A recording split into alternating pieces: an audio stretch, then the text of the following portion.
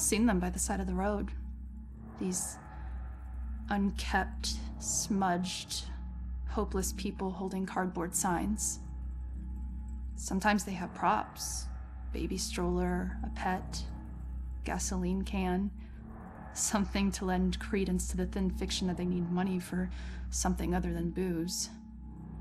It was a man with a need gas sign with the red gas can on the ground that I saw when I drove into Salem 6 unlucky years ago today.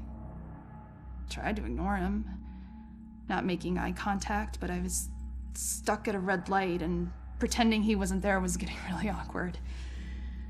So I reached into my pocket and pulled out $2, rolling down my window just a crack. Here you go, buddy. I pushed the money through the opening of the window.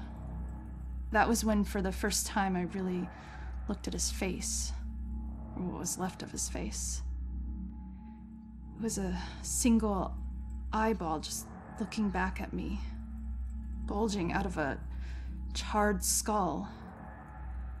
I was absolutely frozen in terror until the blackened shape of uncovered finger bones reached out to take the money.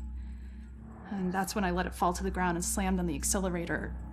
I didn't even care that the light was red. In the time since then, I've picked up pieces of the legend.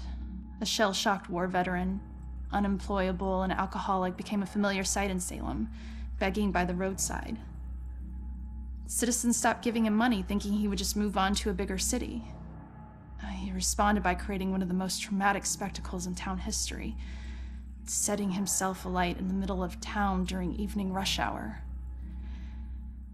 Ever since that roadside encounter, I've been seeing little wisps of flame out of the corner of my eye, like brief flashes that are gone as soon as I turn my head, sending nauseated chills through my whole body.